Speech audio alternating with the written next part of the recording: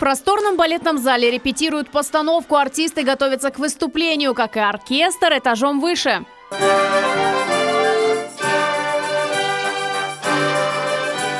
Музыкантам в свежих апартаментах творить приятнее. Оркестровая расширена. Взамен обшарпанных стен и протекающей крыши белоснежные новые, и полы больше не скрипят. Ребята чувствуют себя уютно, комфортно. Гармония красоты зала и гармония игры, они сопутствуют. В Крымско-Татарском академическом музыкально-драматическом театре завершили ремонт. Он длился больше года, сумма контракта 47 миллионов рублей. Провели новый водопровод, отопление и вентиляцию. Конечно, совсем иначе выглядит фасад. Позолоченные буквы под стать таланту. Гостей встречает обновленное фойе. В центре копия бахчисарайского фонтана. Традиционно взоры зрителей привлекают награды. Для артистов 2 гримерные, чистые кабинеты и костюмерная.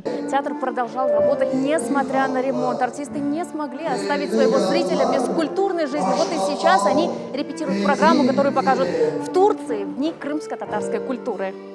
До конца года получат и мебель. Планируют закупить новые инструменты для музыкантов. Качество выполненных работ одним из первых оценил глава Крыма Сергей Аксенов. Я здесь бывал неоднократно, могу сказать, земля и небо. Вот на самом деле.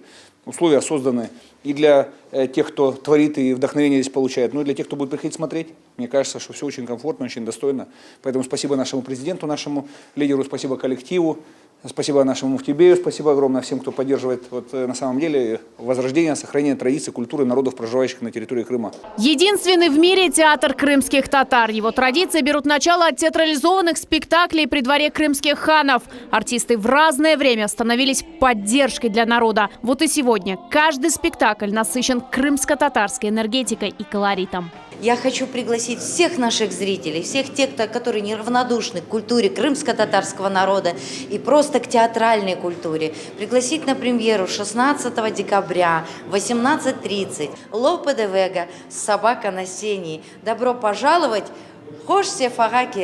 Этот спектакль сначала покажут на русском, а затем переведут на крымско-татарский язык. А еще для самого искушенного юного зрителя в преддверии Нового года театр представит сказки на родном языке. Эльмаз Аблакимова и Арсен Фукала, телеканал Миллет.